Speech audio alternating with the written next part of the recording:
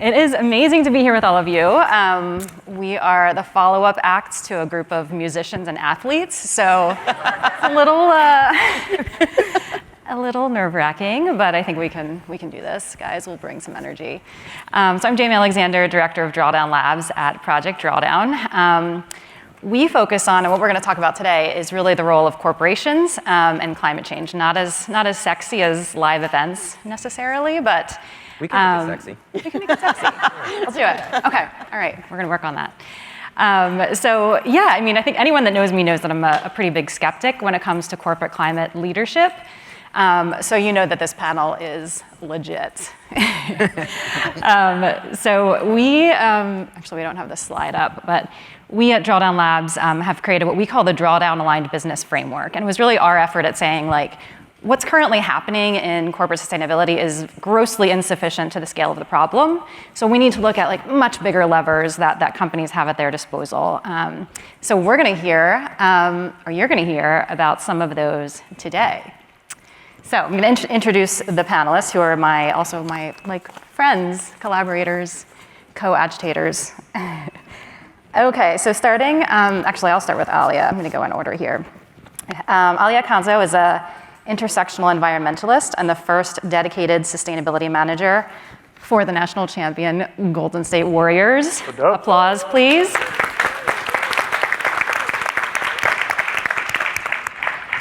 They oversee Golden State Warriors' decarbonization strategy using the lens of the drawdown-aligned business framework. Alyah is driven by a passion to think beyond carbon and how we can harness the power of culture and community to create positive impact at the local and global level. They also love perusing the New York Times for new recipes and looking at potentially adopting a puppy. Troublemaking. Next, Vanessa Fajans-Turner is a climate activist and ocean enthusiast. She's the executive director of BankFWD, an organization accelerating climate action by the banking sector. She helped lead filmmaker James Cameron's climate-focused foundation, the Avatar Alliance, and media projects like the Emmy-winning series Years of Living Dangerously. She was also a former climate candidate for Congress in upstate New York. Yeah. Thank you, Vanessa. Breen Murphy is the Vice President of Strategy and Marketing at Carbon Collective Investing, the first online investment advisor 100% focused on solving climate change, which creates portfolios for individuals and businesses that are fully divested from fossil fuels and reinvested in climate solutions. Yesterday, Carbon Collective Investing launched their Climate Change Solutions ETF. If Breen doesn't respond to your emails, it's because he's out surfing. I have learned this the hard way. Also a mean hockey player. Also a mean hockey player. Yeah. Did not know that. Was. Yeah. Got it, okay. Mia Ketterling is the global sustainability lead at Pinterest. In her role, she's responsible for measuring Pinterest greenhouse gas emissions, developing carbon reduction targets, and managing sustainability projects. She's also a proud member of Pinterest's global employee climate community, PinPlanet, which is a group of employees passionate about taking climate action on the climate crisis. Thanks for being here, Mia. And lastly, Matt Renner is a father, a climate activist, and a Golden State Warriors super fan. He's VP of Seneca Solar, a tribally owned renewable energy and earth healing solutions company tasked with profitably and equitably delivering innovative renewable energy solutions that heal the earth. Matt has worked as a nonprofit executive in clean energy, climate policy, business leadership, and journalism. And he's proud to have been an initiating participant on day one of Occupy Wall Street here in New York. Welcome, Matt. Thank you so much for being here. So I'm going to start with like a little warm-up round. We're going to do like 10 seconds of your organization or company's climate superpower. Go. Okay, 10 seconds. I got this. I think for us, as many of you know, like I think sports has such an ability to shift culture. We have an ability to amass viewers that span the political spectrum, the socioeconomic spectrum, regionally, and I think that ability to amass these viewers across these spectrums and shift culture, whether it's with players, with education, with an advocacy, is one of our greatest superpowers as the Warriors, but also as a sports industry. Nice. For BankFWD's really trying to get across one big aha moment for people, that our cash and our bank are not neutral parts of our climate story, and that where we bank might actually be the largest and biggest impact on our climate footprint. So carbon collective investing, our superpower is to get investment in climate solutions in a way that is good for and like low fee, well diversified, and so it's something that you can put your whole retirement savings in, which puts like market signals for people to invest more in climate solutions. I think for Pinterest, the obvious answer might be our platform and our reach, but I really think it's our people, because our people are the ones who are driving action within our business, and that will manifest on our platform. And the inspiration, you look at it and you're like, Yeah, I know it's hard to pick one. Okay. Seneca Solar is focused and passionate about native-owned renewable energy and energy equity. And our superpower is understanding how to make that happen. Thank you. Awesome. Yeah, that's great. yeah. Okay, so first a little bit longer responses this time on this question, but so I really want to exemplify sort of what some other leverage points beyond, a focus on emissions, greenhouse gas emissions, like what are some other leverage points that companies can pull? Vanessa and Breen, you both mentioned cash, like investments, money. So talk to us about what that looks like. What is the role of companies like, for example, Pinterest or the Golden State Warriors, and what role could companies play in helping shift that capital? You want me to fight the raging Fajan to go first? That's right. Yes. Yeah, all right. Ladies first. Okay, go for it. Companies everywhere have been encouraged to talk about their supply chains and think about how they can green their supply chains based on where they get materials for their products, where and what they produce their programs for games on, or how they're generating their energy. I really want to encourage and use BankFWD as a platform to talk about the financial supply chain, where it is that we get the financial products, the loans, the credit, the bank accounts, the credit cards that we use to do our business.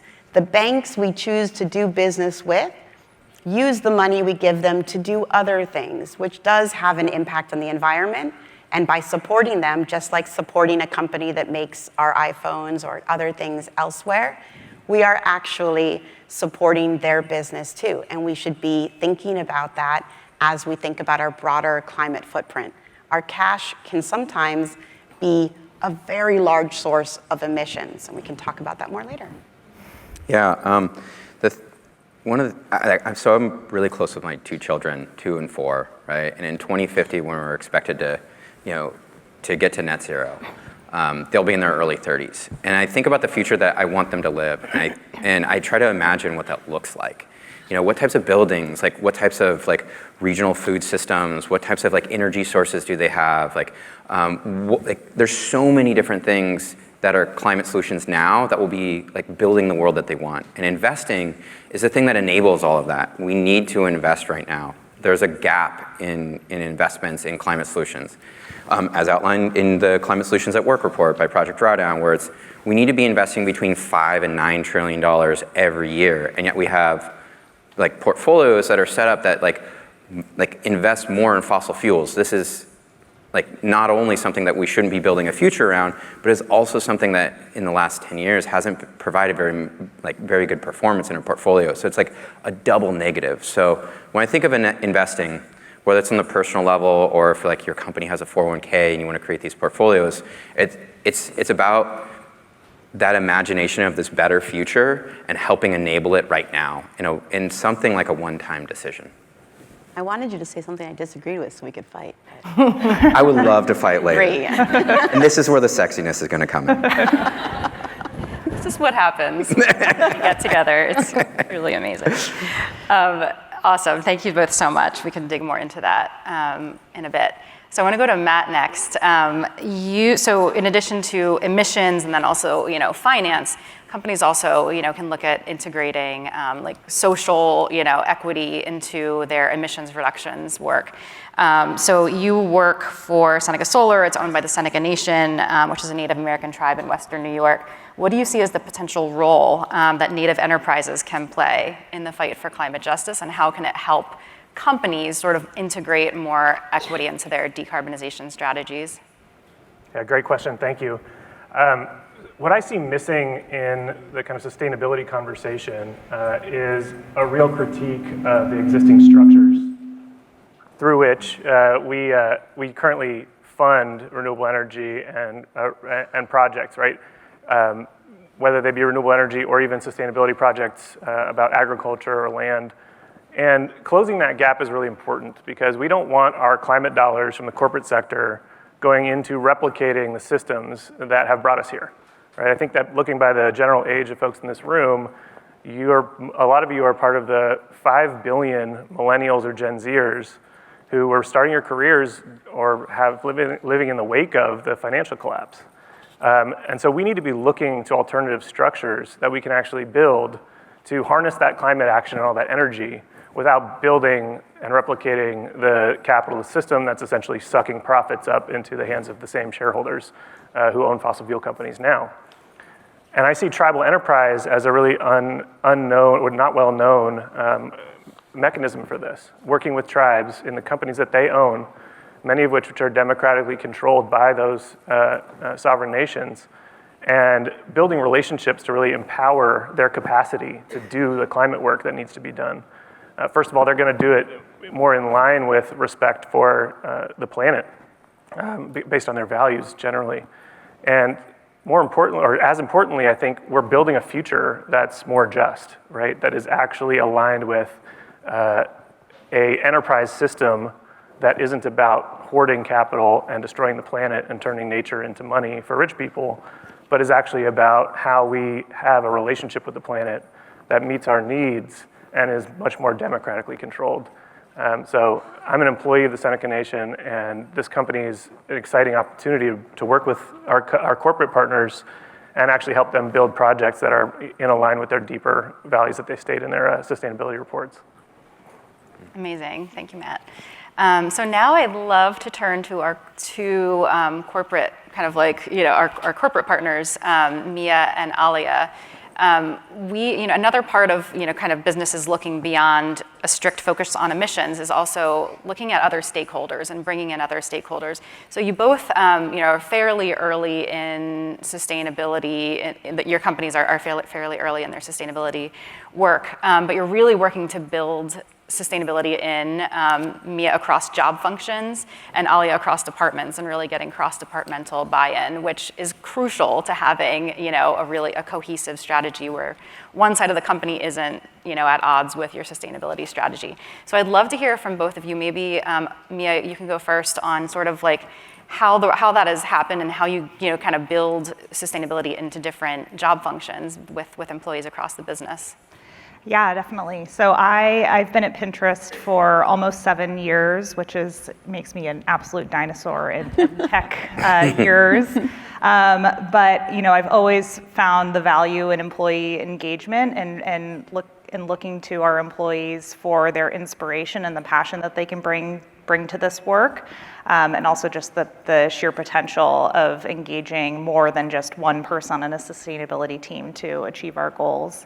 And it kind of comes in two different flavors. There's the people who raise their hand and are really excited to get started, and they just need to help, there's a little bit of guidance. And to engage those folks, I try to kind of take the climate Venn diagram approach and help them kind of talk about what their passions are, what are their day jobs, what are the climate solutions that they might be able to lean into, and the work that needs to get done. To help point them in a direction that's really going to keep them sustained and engaged in this work, because oftentimes with employee kind of volunteers, they ebb and flow in terms of how engaged they are, but finding something that really aligns with what they're already passionate about and finding a way to kind of harness that energy and passion is really important for those really important people who are raising their hand and are proactively asking to get involved.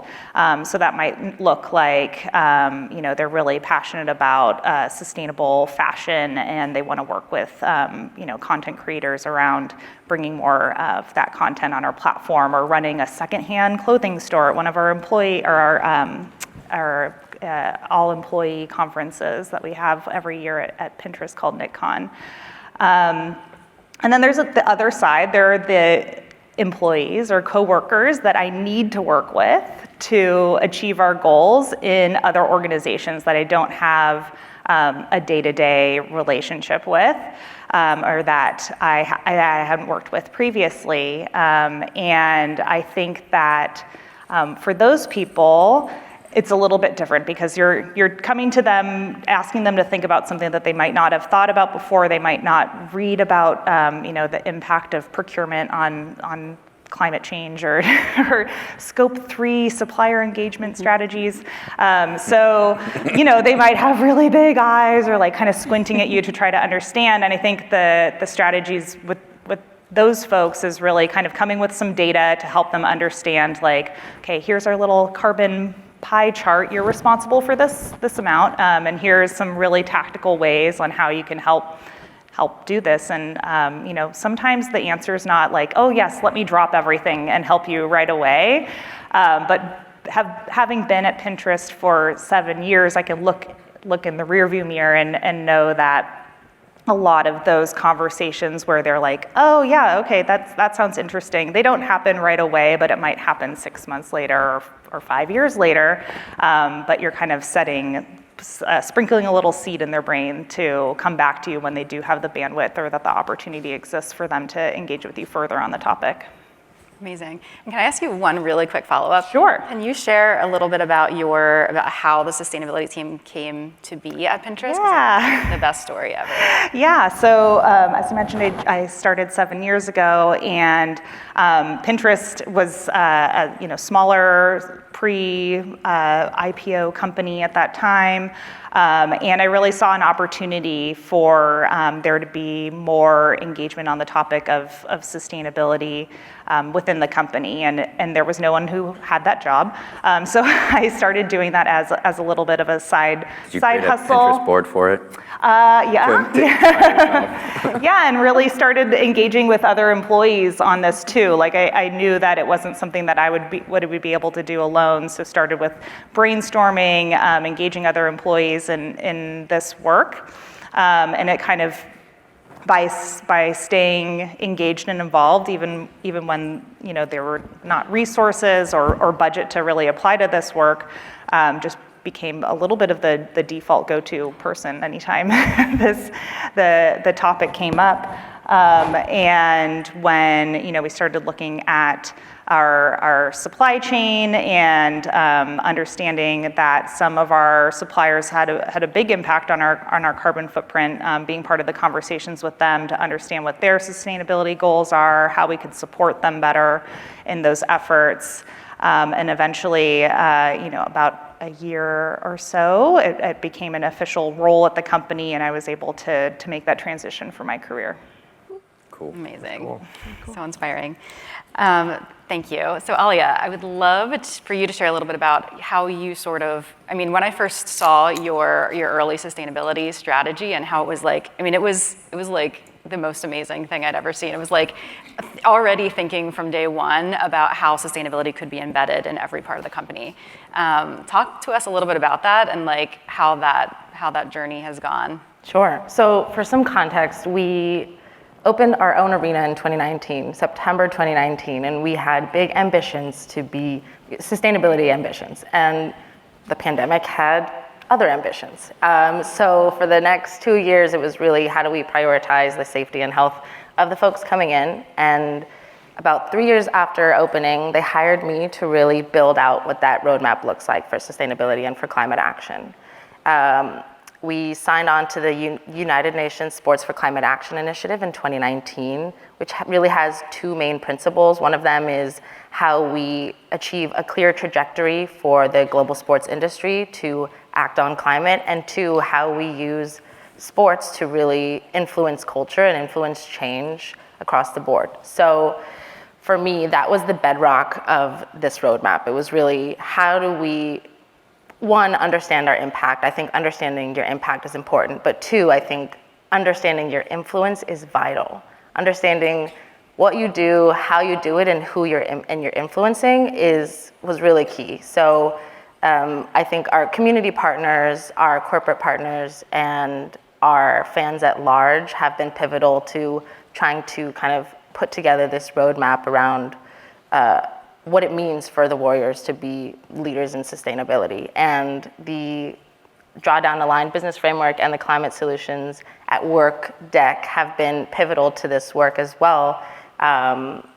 And from day one, it was, how do we bring sports into climate? It wasn't, how do we integrate climate into some kind of siloed department? It was really, how do we bring climate sports into the climate space? Well, give us some details. Like, are you doing like taking Steph Curry to like a regenerative agricultural farm, and then like now his diet's getting better? You know, like I could see Steph getting into it. I feel like Steph would totally like that. I don't know if you know, but he has a nonprofit called Eat, Learn, Play, and they're very much focused on that. So that's a great idea. I will pass it along. Okay. Yeah, you're welcome. Yeah.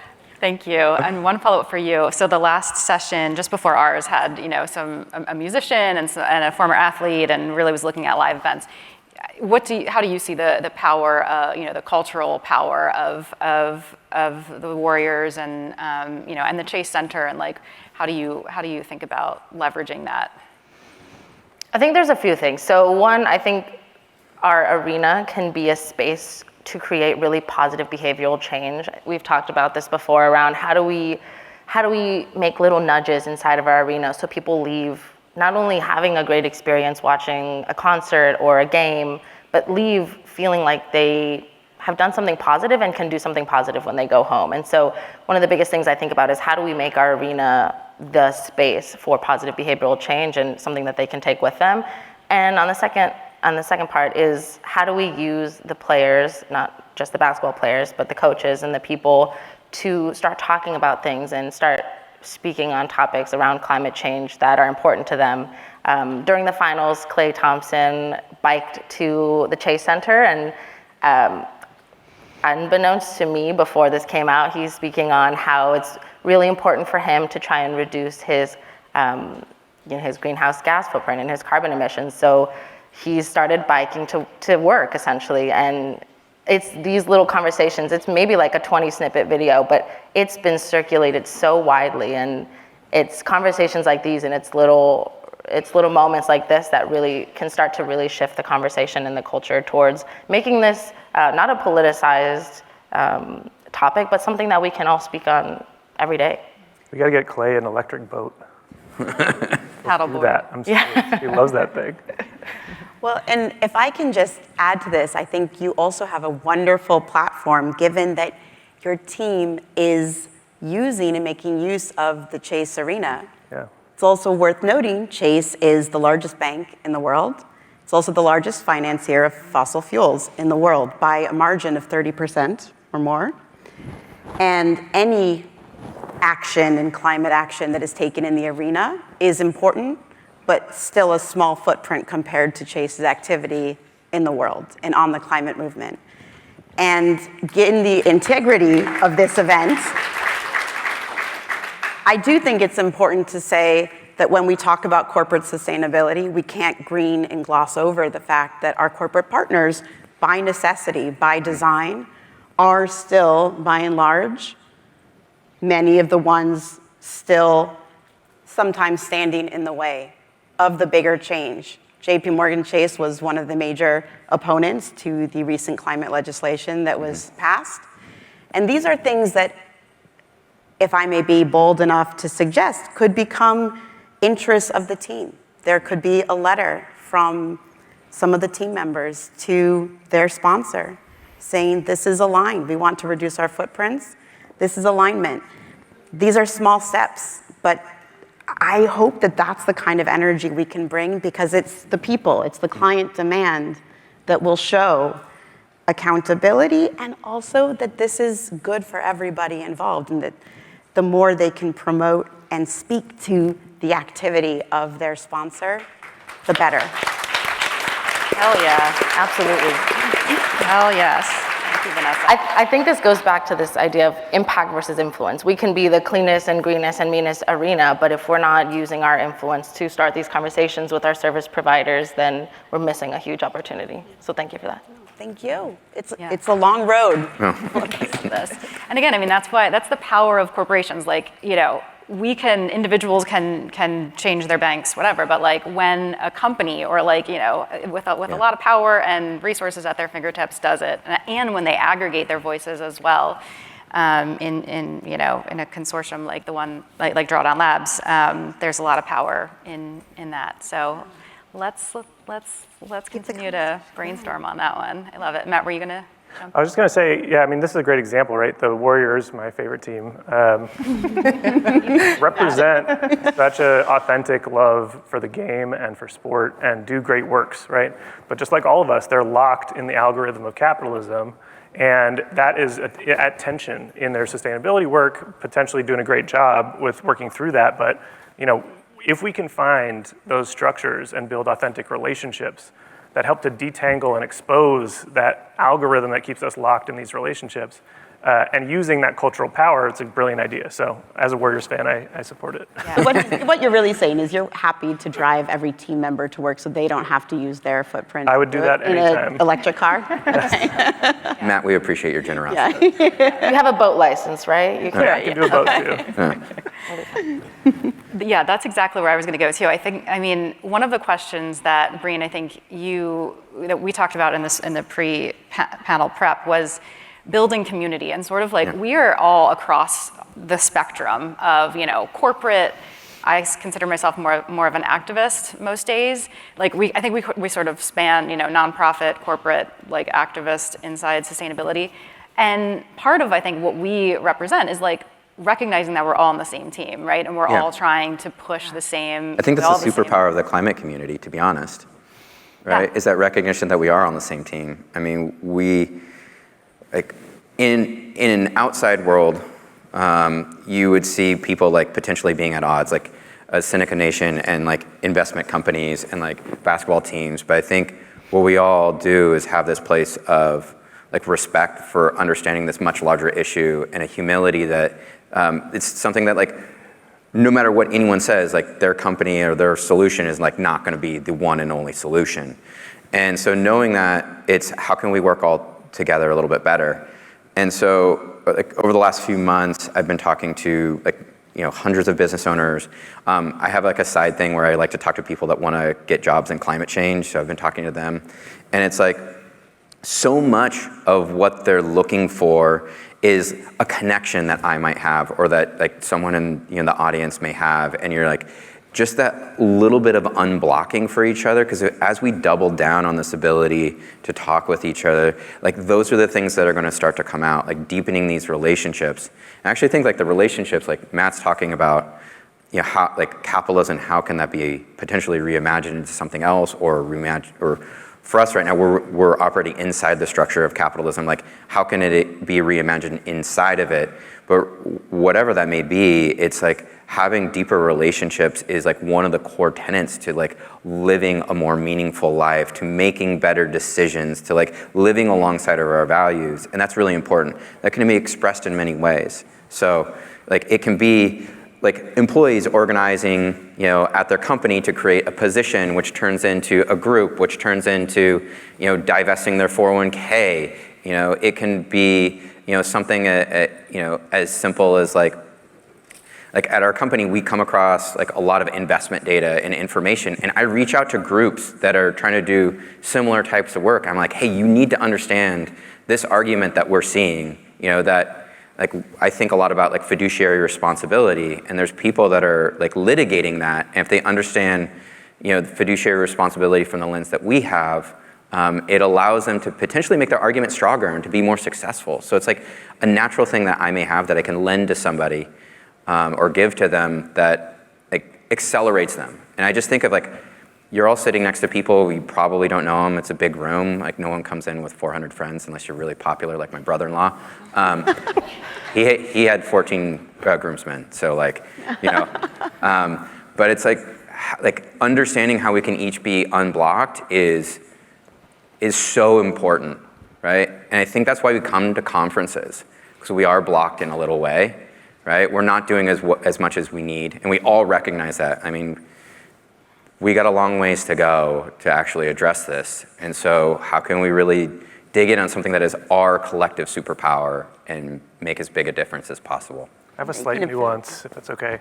I think that's right. I think that the relationship that's been built through the climate movement and through the sustainability movement, for lack of a better term, is real. And I think that what we need to recognize now is the power of sustainability offices and sustainability staff, because they're actually in big demand. And that's gonna keep going as the climate crisis becomes more material and companies are forced to change. So I would follow the lead of some of the folks on this panel and be ready to walk if your company isn't living up to the goals, right? Be ready to put internal pressure and use your feet as your vote to say, if you're not actually building authentic projects and relationships, I'm out. Because I can go get a job somewhere else. I know a million people in this field, and I'm not gonna sit here and be a part of greenwashing or equity washing. Yeah.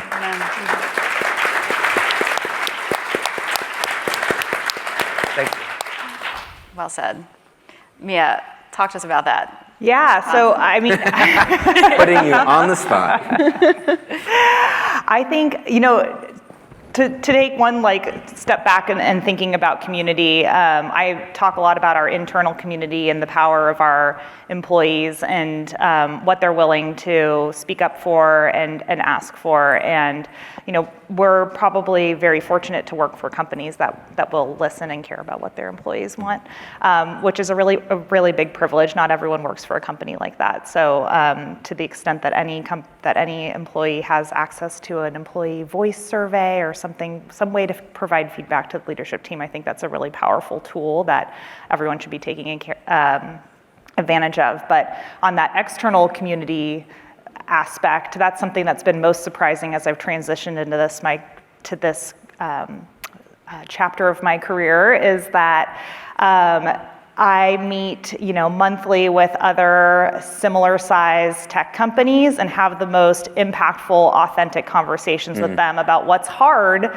and how have you approached this conversation, how is your team structured, and that is really the power of organizations like Drawdown Labs to bring these companies together to talk through the things that don't make it into our shiny impact reports that make it all sound very, very easy and that everyone is holding hands and skipping down the yellow brick road together. And in reality, I think that that's not always the case and that there's probably a lot of hard trade-offs that teams and people who feel really passionate about this have had to make along the way.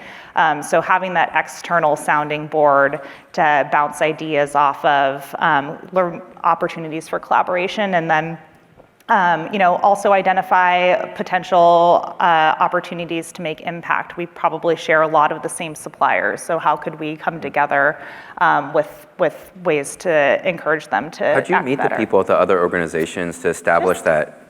People who work in this role are wonderful. They're very, very open. There was one person in particular that when I just started, reaching out to as many people as possible, setting up, 30-minute VC chats with them, and they just kind of brought me in, and we started kind of this organic collaborative group. It's a good takeaway for people, I think. Yeah. Just being able to reach out to someone that's at your level, is dealing with the same issues, but maybe in a slightly different environment, so that you can accelerate your learning and your impact. Yeah, absolutely. Not everybody can take people surfing. Business deals bring. It's fun, but there's other ways, right? Love it.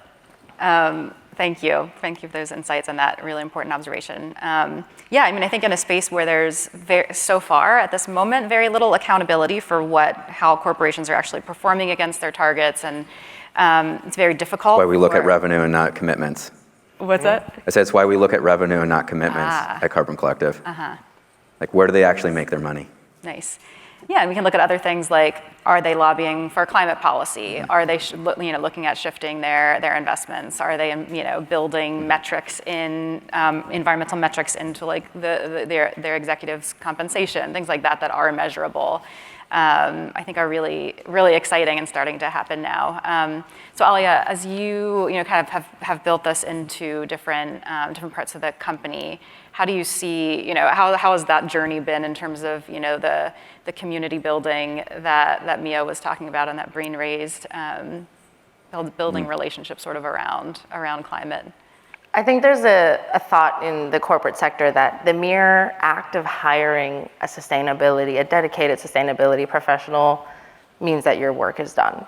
That somehow this person is going to mix things into their climate cauldron and poof, out comes like a climate action plan. And that is totally not how it works. At least that was not my experience by any means. So there was so much more education and advocacy that went into my role than I anticipated.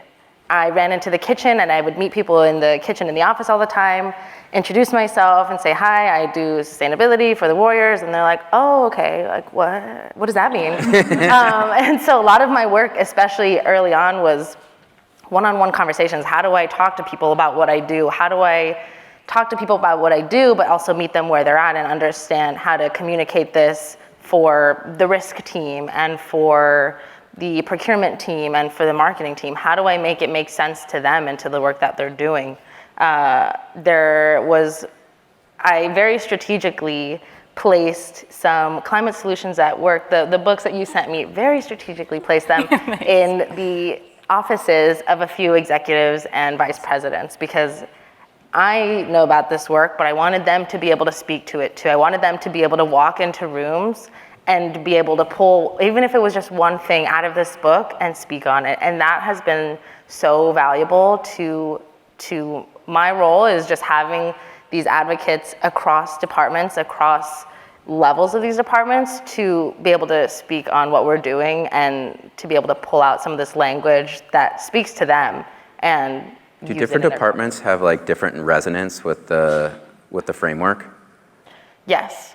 So for example, our corporate partnerships team, right? Like one of the pillars in the framework is about like partnerships. And that's something that called out to them immediately was, okay, how do we get our partners, the Salesforces, the Accentures, the Google Clouds, who are sometimes already doing really great work? How do we align on these commitments and make our partnerships really, really impactful? Mm-hmm. Amazing. Thank you so much for sharing. I really think this is a crucial unblock that we're all working on from different angles, is like helping everyone see that they're on the same side of it, no matter if they work in legal or, they're the CFO or they're sales. Especially if they're in legal. Especially. Well, these are the places that get comfortable with being able to do corporate advocacy. And that's one of the things that I think is like missing in a lot of ways, right? It's just to be able to be comfortable to speak out on issues like passing a climate bill. Look, I think business is incredible and has a transformative capacity, but it is not the only thing that has a transformative capacity, right? And because of the nature and the scale of this, like we need to be advocating for smart policy as well. Yes. Amen. Yes, thank you. Vanessa, so we're going to now, for our last 7 minutes or so, move to getting like concrete and like kind of taking action. So Vanessa, tips from you, starting this week, how can kind of all of us, people sitting in the audience or listening at home, begin to take finance-related climate steps? Well, this is one of my favorite questions, and it begins by thinking through things you aren't necessarily doing. And people think about investments, or they think about what they're doing, how they're transporting themselves to work. I encourage people to think about where they bank. And thinking about where you bank and looking up where you bank and what their record is a hard thing to change.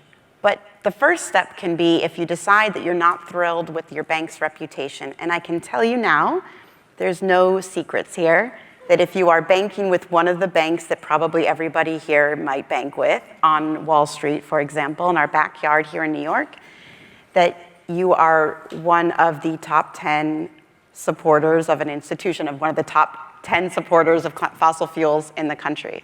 And the top 4 funders of fossil fuels are the 4 largest banks in the world, which are all Wall Street banks.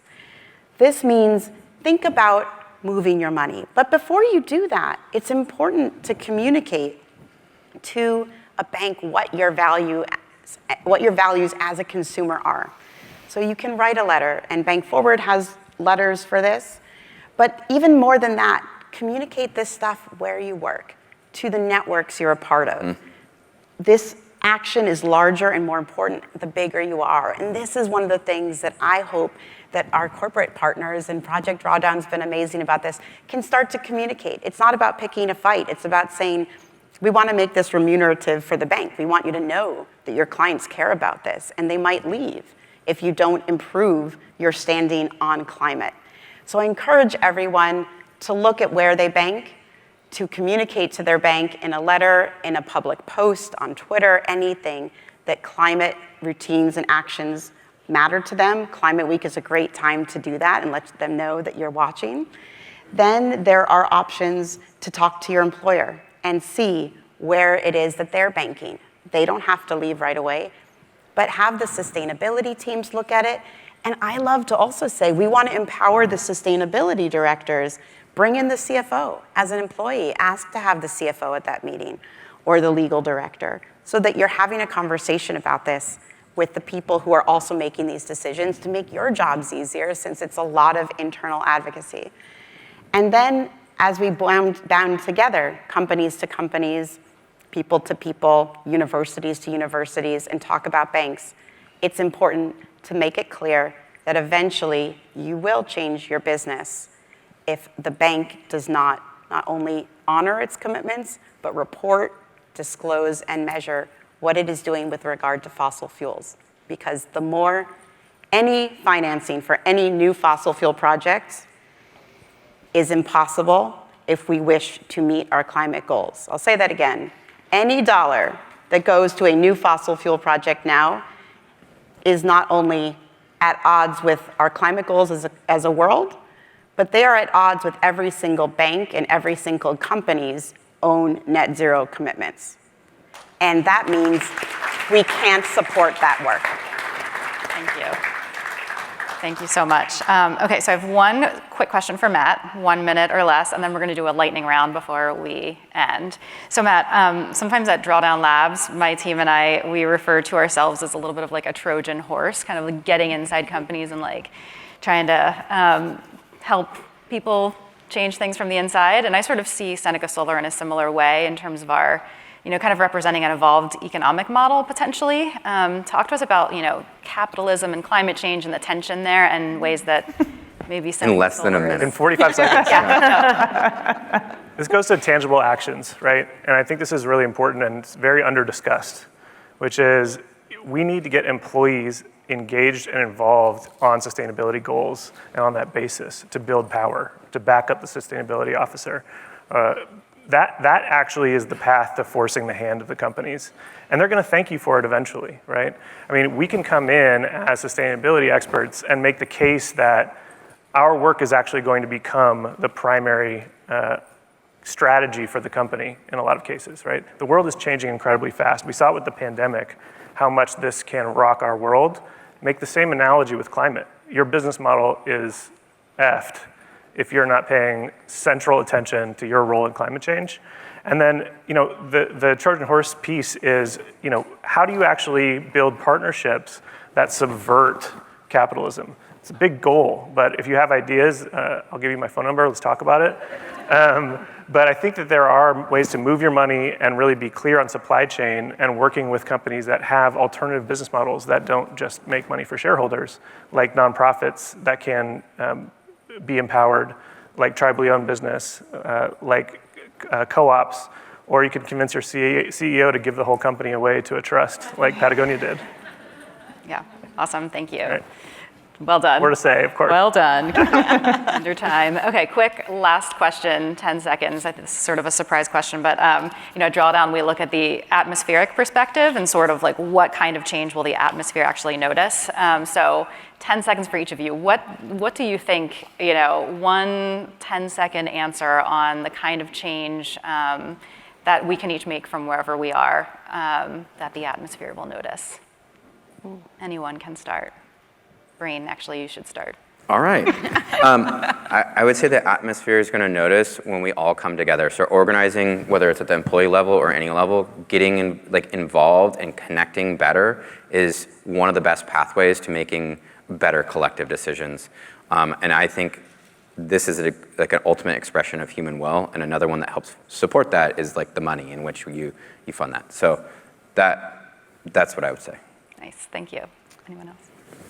I'd like to say we have this phrase, do no harm. Let's start to connect the dots between our banks and harm, because our money is not neutral. So our message is cash is not neutral, our money is not neutral, your bank is not neutral, so anything you are doing with your bank is not neutral, and let's start to take action on that basis. Nice. Anyone else? I think the atmosphere is going to notice when we start talking to each other. Our goals may not be perfect, where we are may not be perfect, but there's so much power in knowledge sharing and transparency. And I think the more transparent we are about where we are right now, the better off we'll be, and the atmosphere will notice. Mm-hmm. Yeah. I think continuing to make the connection between how we got here and where we're going is very important. So having conversations about the root of climate change and climate injustice is key to start thinking about the future that we're trying to build. So don't let them get away with this being something that just happened. This is a crime, and we're here to fix it. Yeah, and I would say just all about community. I think that the more that we can come together as a community, obviously the bigger impact that we're going to have. And I think that thinking in an individual mindset might be a lot of the reason that we did get here. So coming together is our path out. Also, sports and climate. The World Cup is in Doha in a few months, and maybe that will actually draw some attention to extreme heat. Yeah. Who knows? Yeah. I love it. Thank you all so much for being with me today on stage. Thank you all for coming. I hope you enjoyed our little session.